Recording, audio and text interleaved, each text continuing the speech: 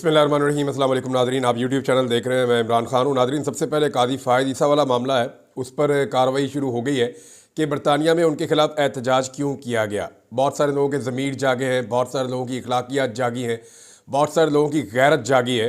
लेकिन मैं कुछ हक़ाइक़ आपके सामने रखना चाहता हूँ कि ये सब लोग कौन हैं जिनके ज़मीर, अखलाकियात, गैरत और बहुत सारी चीज़ें जाग रही हैं। ये पूरी दुनिया में लोग पुरअमन एहतजाज करते हैं और हमने देखा अक्सर। लेकिन ये कौन लोग हैं जो अब ये कह रहे हैं कि ये एहतजाज गलत था। कुछ लोग जमायमा खान के घर के बाहर गंदे इशारों पर बिल्कुल खामोश रहे, जजों के उल्टे नाम लिए गए, उसके ऊपर भी वो खामोश रहे, जजों को गालियां दी गई, उसके बावजूद ये लोग खामोश रहे। औरतों की तजलील पर ये लोग चुप रहे। साबिक वज़ीर आज़म और खातून अव्वल के ऊपर इद्दत जैसा घटिया मुकदमा बनाया गया, उसके ऊपर भी ये लोग खामोश रहे। उनकी किरदार कुशी की गई, उस पर भी ये लोग खामोश रहे। बहनों, बेटियों और बीवियों को अगवा किया गया, उसके बावजूद ये लोग खामोश रहे। इंसानों के जबरी तौर पे लापता होने का सिलसिला शुरू हुआ, जिसके ऊपर ये खामोश रहे। सिलसिला आज भी जारी है, ये आज भी खामोश है। जीते जागते इंसानों को जिंदा लाशें बनाया गया, यानी जो आदमी भी छूट कर आता था नामालूम अफराद की कैद से, उसकी हालत क्या होती है वो आपके सामने है। लेकिन इसके बावजूद ये लोग खामोश रहे। छोटे बच्चों पर एक तरमीम के लिए उनके साथ बदसलूकी की गई, उन पर बदतरीन दबाव डाला गया, उसके बावजूद ये लोग खामोश रहे। मिलिट्री कस्टडी में 80 से ज़ायद लोग 1.5 साल से पड़े हैं और उनका केस नहीं लग रहा सुप्रीम कोर्ट ऑफ पाकिस्तान में, लेकिन ये लोग खामोश रहे। इंतखाबी निशान छिन गया एक सबसे बड़ी पॉलिटिकल पार्टी का, ये लोग खामोश रहे। आरओज़ को बदल दिया गया, ये लोग खामोश रहे। नताइज बदल दिए गए, ये लोग खामोश रहे। कागजात नामजदगी छीन लिए गए, ये लोग खामोश रहे। 70 से 80 साल तक की उम्र के लोग या इससे ज़्यादा उम्र के लोगों को हथकड़ियाँ लगाकर पेश किया गया अदालतों में और उन्हें लॉकअप्स के अंदर बंद किया गया, ये लोग खामोश रहे। बुजुर्ग खवातीन के साथ ज्यादती की गई, उन्हें जेलों में बंद किया गया, ये लोग खामोश रहे। सियासी कैदियों के मुंह के ऊपर काले कपड़े डाले गए, उन्हें घसीटा गया, ये लोग खामोश रहे। लोगों को नंगा करके इस मुल्क में मारा गया, ये लोग खामोश रहे। जीतने वालों से उनकी मखसूस नशिस्तें छीन कर हारने वालों को दे दी गई, ये लोग फिर भी खामोश रहे। चादर और चार दीवारी का तकद्दुस एक बार नहीं, हजारों बार इस मुल्क में किया गया, बार बार किया गया, लेकिन ये लोग खामोश रहे। साबिक वजीर आजम को गोलियां मारी गई इस मुल्क में, ये लोग खामोश रहे। वो अपना मुकदमा करवाने की कोशिश करता रहा, ये लोग खामोश रहे। पाकिस्तान का सबसे मकबूल सहाफ़ी शहीद कर दिया गया, ये खामोश रहे। उनकी वालदा आज तक अपना मुकदमा दर्ज नहीं करवा पाई, ये लोग खामोश रहे। पहली बार तारीख में ऐसा हुआ कि एक वजीर आजम को गिरफ्तार किया गया साबिक, और 1.25 साल से ना किसी ने उसको देखा, ना किसी ने उसको सुना, लेकिन ये लोग फिर भी खामोश रहे। असेंबली और पार्लियामेंट लॉजेस पर नकाब पोशों ने हमला कर दिया, वहां से अरकान असेंबली को उठाकर ले गए, लेकिन ये लोग खामोश रहे। अरकान असेंबली के ऊपर असेंबली में और पार्लियामेंट लॉजेस में टॉर्चर किया गया, ये लोग खामोश रहे। खैबर पख्तूनख्वा हाउस पर धावा बोलकर उसको तोड़ा गया, इसके बावजूद ये लोग खामोश रहे। एक सूबे के वजीर आला को 1 महीने में 2 मरतबा गायब कर दिया गया, अगवा किया गया, लेकिन ये लोग खामोश रहे। और ये सारे काले करतूत जो हुए हैं इनके ऊपर और इस तरह के बेशुमार मैं आपको और गिना सकता हूं, ये लोग खामोश रहे। लेकिन काजी फ़ायद ईसा के खिलाफ चंद नारे लगे हैं या गाड़ी पे 1-2 लोगों ने हाथ मारा है, तो इस मामले पर इनकी गैरत भी जाग गई, इनकी अखलाकियात भी जाग गई और इनका मुर्दा ज़मीर भी जिंदा हो गया। ये ज़मीर बड़ा सियाना है, ये गैरत बड़ी समझदार है, और ये अखलाकियात का भाषण जो है ये बड़े मौके पर इनको याद आता है। यानी आम आदमी के साथ इस मुल्क में कुछ भी हो, मजलूम के साथ जो मर्जी हो, इनकी गैरत कभी नहीं जागती। ये खामोश रहते हैं, इनका ज़मीर सोया रहता है। लेकिन जैसे ही कुछ हो जाए बड़े आदमी के साथ, सिस्टम के अंदर के आदमी के साथ या किसी जालिम के साथ, तो इनकी गैरत फौरी तौर पे जाग जाती है। इमरान खान साहब ने अपनी बहन को एक बात कही, वो बात यहां पे फिट आती है। अभी हाल ही में उन्होंने ये बात की है, कल की, तो कल उन्होंने जो इमरान खान साहब ने कहा वो यहां पे फिट आती है, मैं आपको सुना देता हूं। उन्होंने कहा इमरान खान ने कि दुश्मन कमीना ना हो। ये दुश्मनी भी कर रहे हैं और कमीनगी भी कर रहे हैं। लेकिन कभी टेक्निकली आपने सोचा ये पूरा निज़ाम मिलकर काजी फ़ायद ईसा साहब के इस वाक़े को लेकर इतना हसास क्यों है? बहुत सारे लोग इतने शिद्दत से गुस्से में क्यों हैं, परेशान क्यों हैं? मैं आपको वजह बता देता हूं, और इसकी बड़ी सिंपल वजह है। इस सिस्टम के लिए बहुत सारे लोग मिलकर काम करते हैं और बहुत सारे लोग जो हैं वो सिर्फ इस उम्मीद पर काम करते हैं कि इस मुल्क में तो रहना नहीं है, यहाँ से भाग जाएंगे यूरोप की ठंडी हवाओं में, हम बेहतरीन मुल्कों में चले जाएंगे जहाँ पे ज़बरदस्त किस्म की सहूलियात हैं, अपने बच्चों को, फैमिली को वहाँ पे रखेंगे, यहाँ से जो पैसा हम बटोर लेंगे जाके वहाँ पे इस्तेमाल करेंगे। तो वो जो लोग हैं उनके लिए मुश्किल पैदा हो गई है कि वो सिस्टम की बात माने या ना माने। तो सिस्टम को घबराहट हो रही है। सिस्टम ये सोच रहा है कि अपने लोगों को जिन मुल्कों में भेजने की हम तरगीब देते थे कि उन मुल्कों में आपको सेटल कर देंगे, आप हमारे मुताबिक नौकरी कीजिए या हमारे मुताबिक निज़ाम को चलाइए, बाद में आपको महफूज मुल्कों में भेज दिया जाएगा। अगर वो मुल्क महफूज नहीं रहे तो फिर ये लोग अपने मुस्तकबिल की खातिर जो कंप्रोमाइज़ करते हैं वो आइंदा नहीं करेंगे। एक्चुअली ये है प्रॉब्लम।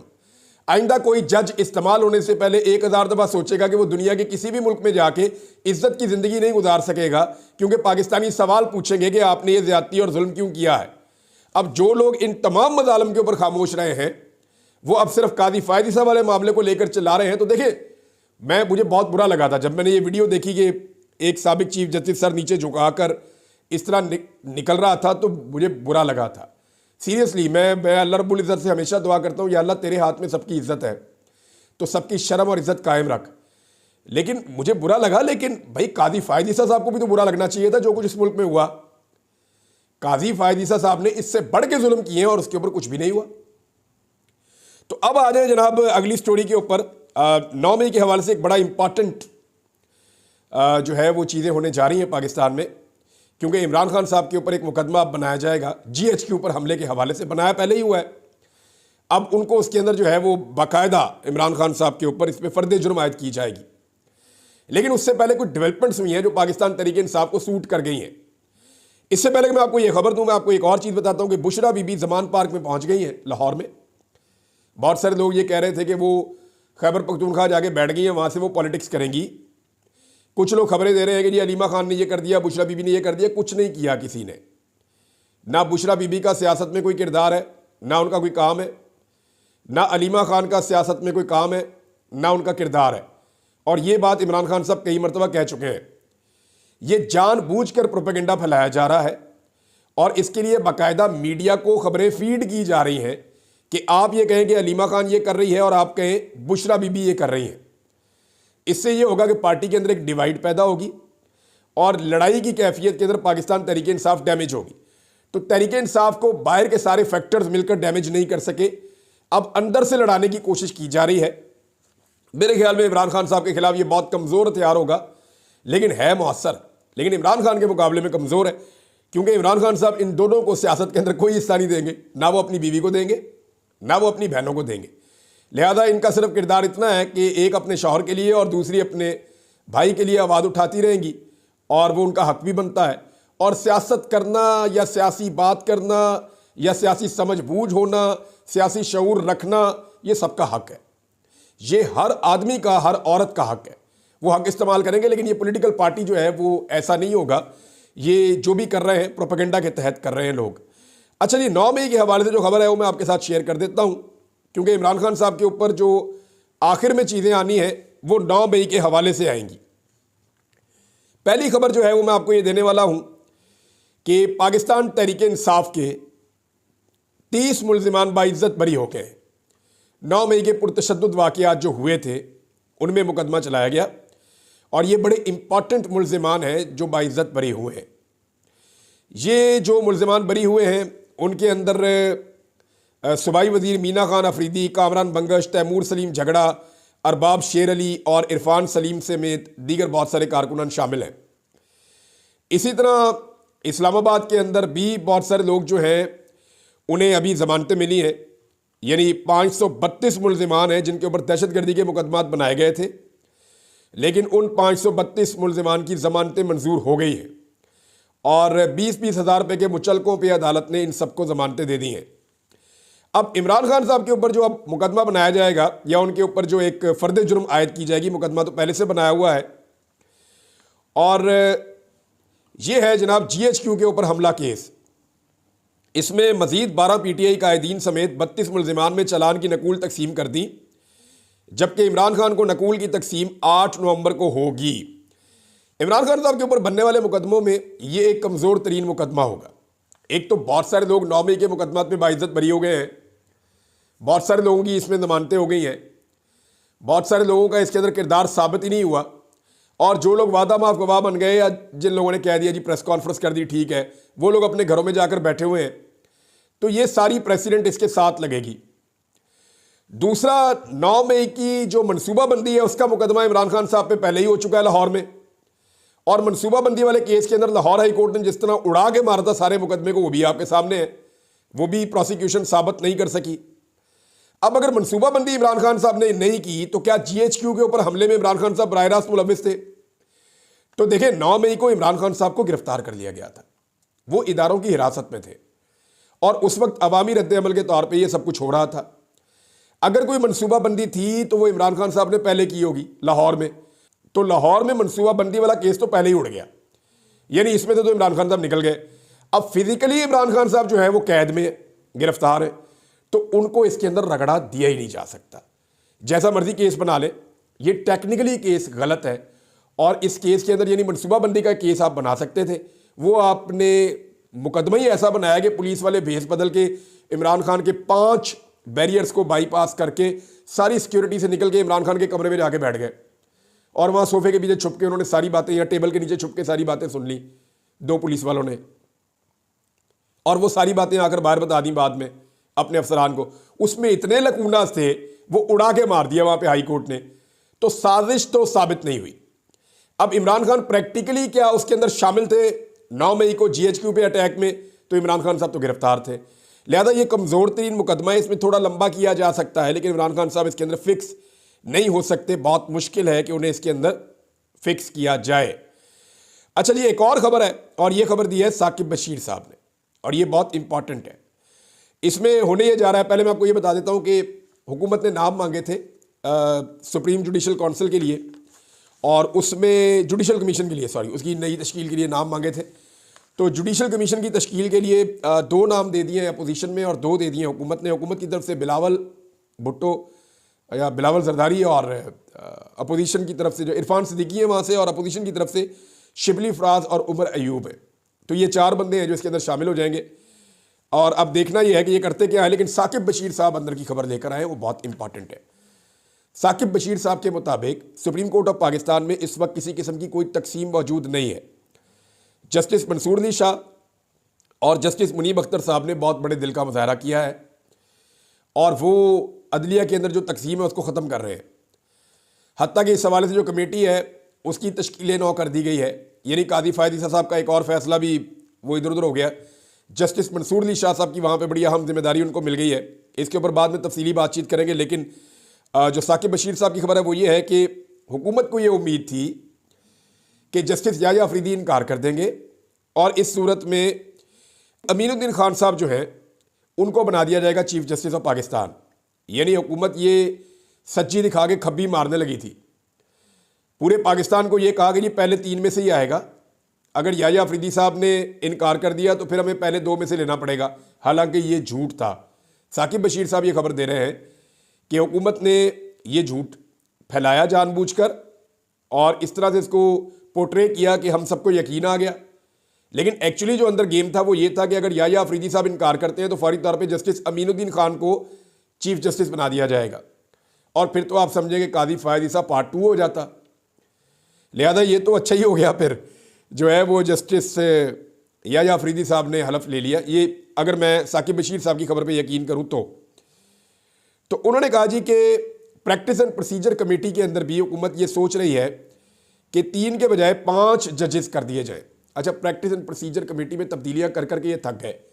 पहले कमेटी बनाई, उसके एक रूल बनाए, फिर दूसरे रूल बनाए, फिर ऑर्डिनेंस ला के उसको दोबारा तब्दील किया, अब उसको फिर तब्दील करना चाह रहे हैं। तो इसका तो इन्होंने मजाक बनाकर रख दिया कि अगर 5 जजेस उसमें ले आएंगे तो शायद हुकूमत की बात बन जाए। हुकूमत सुप्रीम कोर्ट में जजेस की तादाद भी 17 से बढ़ाकर 23 करना चाहती है, लेकिन क्या हुकूमत ये फौरी तौर पे कर सकती है कि अपनी मर्जी के जजेस लाकर सुप्रीम कोर्ट ऑफ पाकिस्तान में अक्सरियत हासिल कर ले? तो मामला ये है कि तादाद अगर हुकूमत बढ़ा भी ले, फिर भी जजेस की तैनाती होने में सालों लग सकते हैं। ऐसा नहीं होता कि जज फौरी तौर पे तैयार बैठे हुए हैं, आपने 6 जज उठाए और लाकर सुप्रीम कोर्ट ऑफ पाकिस्तान में बैठा दिया।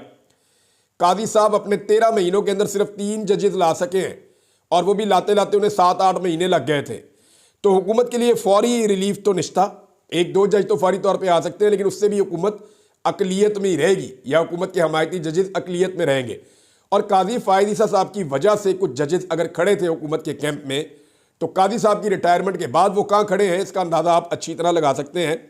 और काजी साहब की हालत देखने के बाद जो ये कौम उनसे सवालात कर रही है या जिस इज्जत अफजाई के साथ वो रिटायर हुए हैं, इसको देखने के बाद तो वो जजेस से 10 दफ़ा सोचेंगे कि उन्होंने जुल्म और ज़्यादती का साथ देना है या नहीं देना।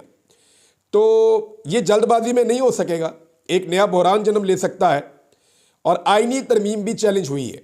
देखिए, आईनी तरमीम को बहुत सारे लोगों ने सुप्रीम कोर्ट ऑफ पाकिस्तान में चैलेंज किया हुआ है, और जो सुप्रीम कोर्ट ऑफ पाकिस्तान को कवर करने वाले जर्नलिस्ट हैं उनका ये कहना है कि आइडियल सिचुएशन तो ये होगी कि फुल कोर्ट इस मामले को देखे, यानी पूरा सुप्रीम कोर्ट बैठे और बैठकर इस मामले को देखे, क्योंकि इसी के अंदर से आईनी बेंच भी बाद में बनना है ना, तो कोई एतराज़ ही नहीं कर सकता। सारे जजेस मिलकर बैठे और बैठकर देखें कि आया ये आईनी तरमीम दुरुस्त हुई है या ये आईनी तरमीम गलत हुई है। ये मामला भी उठाया जाना चाहिए। बहरहाल एक खबर और है, मैं आपके साथ शेयर कर देता हूँ, और ये खबर है जनाब सानिया निश्तर साहिबा के हवाले से अफसोसनाक खबर है कि उन्होंने इस्तीफ़ा दे दिया है। सेनेट से 2021 में वो आई थी, ये बैनुल अक़वामी किसी इदारे में उन्होंने मुलाजमत की है, उसकी वजह से वो कह रही थी मैं इस्तीफ़ा दे रही हूँ, लेकिन वजह आप सारे जानते हैं। मुझे अगर सेनेट में ख़वातीन में किसी के ऊपर आप ये कह सकते थे कि वाकई में इमरान खान ने कमाल काम किया, तो सानिया निश्तर साहिबा को लाना सेनेट में बड़ा कमाल काम था। बड़ी काबिल खातून, पाकिस्तान को ऐसे लोगों की ज़रूरत है, और ऐसे लोग अगर सियासत से बाहर जा रहे हैं तो जो सियासत का हाल कर दिया तो ऐसे लोग तो छोड़ कर जाएंगे, और आप इनकी जगह पे कैसे लोगों को लेकर आएंगे? आप एमल वली खान टाइप के लोगों को लेकर आएंगे जिन्होंने अपने बुजुर्गों की सियासत तबाह कर दी है। यानी ANP अपनी पूरी सियासत में इस वजह से मकबूल थी, या उनका जो एक नज़रिया था वो ये था कि वो ये कहते थे कि एस्टेब्लिशमेंट की सियासत में मुदाखलत नहीं होनी चाहिए, और इसी एक नुक्ते पर ANP की पूरी सियासत खड़ी थी। आज एमल वली खान उस जगह पे ले आए ANP को कि उन्हें अपनी सियासत बचाने के लिए एस्टेब्लिशमेंट की सहूलतकारी दरकार है, और वो एस्टेब्लिशमेंट की हर बात मानते हैं, चाहे मुंह से कुछ भी कहते रहें। और उन्हें ये पता है कि अगर आइंदा इलेक्शन में कोई 2-4 सीटें उनको मिल सकती हैं तो वो एस्टेब्लिशमेंट ही दिलाएगी, क्योंकि अवाम की नज़र में तो उन्होंने अपनी पार्टी जानबूझकर खुद ख़त्म कर दी है। कुछ और खबरें नाज़रीन मैं आपके साथ शेयर करता हूँ। एक तो मरियम नवाज साहबा का स्टेटमेंट है, बड़ा मज़े का, मैं उस पर बात करना चाहूँगा। मरियम नवाज ने कहा कि जहाँ नवाज शरीफ का नाम आता है लोग आंखें बंद करके यकीन करते हैं। स्टेटमेंट यहाँ मुकम्मल नहीं हुआ, उनका यहाँ पे मुकम्मल हो गया। लोग आंखें बंद करके यकीन करते हैं कि कोई ना कोई घपला होने लगा है। नवाज शरीफ का नाम गूगल करके देख लें आप, या आप टॉप 10 पॉलिटिशियन जो करप्ट है उनका नाम गूगल करके देख लें, नवाज शरीफ का टॉप पे आएगा। करप्ट पॉलिटिशियंस आप लिख कर देख लें गूगल पे, सबसे बड़ा सर्च इंजन है इस पूरी दुनिया का। तो जब भी नवाज शरीफ का नाम आए तो लोग आंखें बंद करके यकीन कर लेते हैं कि कोई ना कोई घपला, कोई ना कोई फ्रॉड होने लगा है, कोई ना कोई दाव लगाने लगे हैं। मरियम नवाज ने एक और स्टेटमेंट दिया, उन्होंने कहा जी कि भारत के साथ मैं बातचीत करूंगी ये जो स्मोक के हवाले से, तो ये बिल्कुल ठीक बात की है उन्होंने। ये बात होनी चाहिए, चाहे वो वज़ीर आला पंजाब है, चाहे कोई फेडरल गवर्नमेंट है, जो भी बात करे ये बात करनी चाहिए, क्योंकि स्मोक एक बड़ा सीरियस मसला है। आप मेरी हालत देख लें, लोगों की हालत आप देख लें कि थोड़ी थोड़ी देर के बाद आंखों में से पानी बहता है, फ्लू होता है। जो भी लाहौर के आसपास भी जाता है उसको 2-4 दिन लग जाते हैं इलाज करवाते हुए, जो भी लाहौर का चक्कर लगा के आएगा। तो मरियम नवाज जो है उनको बात करनी है जी इंडिया के साथ, लेकिन आपको याद होगा कि नवाज शरीफ मिले इंडियन सहाफ़ियों से तो ठीक है, रऊफ़ हसन बात करे तो गलत है, मरियम नवाज इंडियन वज़ीर आला से बात करे तो ठीक है, लेकिन अली अमीन गंडापुर अफ़गानिस्तान की हुकूमत से बात करे अमन के लिए तो गलत है। तो ऐसे तो नहीं हो सकता ना, ऐसा तो नहीं हो सकता कि आप एक चीज़ को एक वक्त में अच्छा कहें और दूसरे वक्त में बुरा कहें। ये मुनाफकत है, ये 2 नंबरी और बेईमानी है, इससे अपने आप को बचाएं। नाज़रीन एक और आपको मैं बड़ा दिलचस्प मुकदमा बताता हूँ। तहरीक इंसाफ की रुकन असम्बली हैं अनीका मेहदी भट्टी, उनके वालिद मेहदी भट्टी और भाई शौकत भट्टी के खिलाफ 1.5 टन का एक AC, ये पहले MNA रह चुके हैं और बड़े ठीक ठाक लोग हैं। इन्होंने जनाब अली पुलिस ने इन पर मुकदमा दर्ज किया, पंजाब पुलिस ने। ये मरियम नवाज की कारकर्दगी है ना कि 1.5 टन का AC इन्होंने चोरी कर लिया और 40 इंच की LCD भी इन्होंने चोरी कर ली। इससे पहले जावेद हाशमी साहब के दामाद है, बहुत पढ़े लिखे आदमी है, बेहतरीन इंसान है, उनके ऊपर गिलास और जग चोरी करने का मुकदमा भी इन्होंने दर्ज करवाया था। ये जनाब अली इनकी कारकर्दगी है। वीलॉग बहुत लंबा हो जाएगा, चीज़ें तो बहुत सारी हैं, बाद में शेयर करता हूँ। अब तक के लिए इतना ही, अपना ख्याल रखिएगा, अपने इस चैनल का भी। अल्लाह हाफिज़।